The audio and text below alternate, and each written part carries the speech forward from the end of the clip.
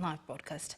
Also, the Kenya Private School Association is calling on the government to fast-track the implementation of 7 billion shillings stimulus package to cushion the sector against the COVID-19 effects. The association also says it will be hard for the government to implement the community-based learning within neighborhoods. Our reporter Tobias Chanji is in Kwale with more on the same. As the COVID-19 pandemic continues to ravage every sector in the country, the education sector and in particular the private sector is no exception. Even as discussions based on the community-based learning is ongoing. And at the same time, we've also seen other sectors being given the stimulus package by the government. While the private sector, we've seen most of the staff being rendered jobless because of the COVID-19. But what is the particular situation here in Kwale County? We'll be speaking to the Private Schools Association leadership to maybe just discuss more on this issue of the community-based education as provided by the Ministry of Education, and also the issue to do with the stimulus package, as we've seen other sectors, including the health sector, the tourism sector, getting this package. But what is the situation with the private schools? Just introduce yourself, sir, then maybe you can tell us more on the issues that you've already raised before. Thank you. My name is Jeremiah Mushiri. I'm the chairman of Kenya Private Schools Association, Kwale County. And I'm here with my board members. This morning we want to highlight the issues that have affected us due to this COVID-19 pandemic that is with us.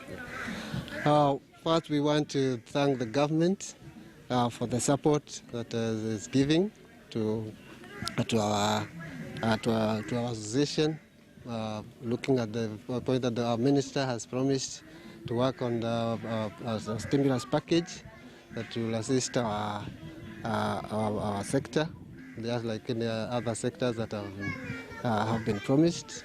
We are looking forward to the 7 billion that the minister has promised, because in reality our sector has been so much affected. Since the pandemic hit our country in March this year, the schools were abruptly closed. And as you know, in private schools, we always depend on the fees payments from our parents. And so when the schools were closed, our schools were left without funds to learn. This has affected so much, especially to our staff, whom we had to send home for unpaid leave, long unpaid leave, due to this pandemic, because we could not be able to sustain our schools and sustain their salaries while we are not operating.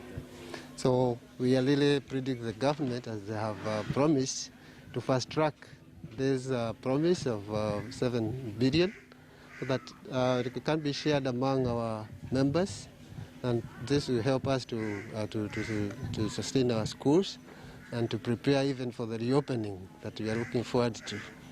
And we also want to thank the government for the new model that they are preparing for the community learning.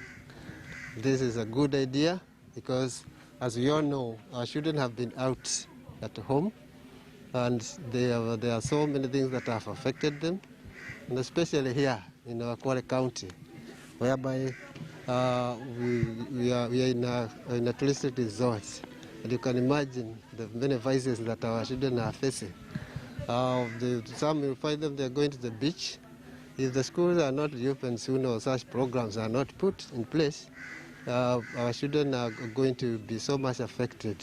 We might have some end up being beach boys, others becoming bodabodas, and we want to retain them, and especially the high school students and college students. They need to be engaged. So we are calling upon the government to include us also in this program, and to allow us as private schools to also operate in such a community program within our schools, possibly. Yes, we'll be able to handle our children, and we, as directors, Education Cabinet Secretary Professor George Magoha had said community learning should not be taken to mean classroom teaching. Speaking at Rift Valley Teaching Training Institute during his tour in the North Rift region to inspect technical institutions, the CS said learners will be taught on life skills and not classwork, and some would want to portray. These are not normal times. And I would want to start from that perspective because the media seems to think these times are normal.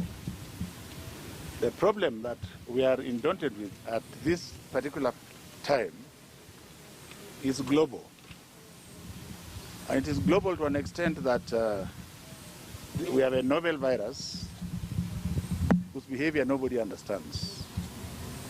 And therefore, the wisdom of the Kenyan education stakeholders, which included everybody, including the honorable members of parliament, the committee chaired by Honorable Julius Meli.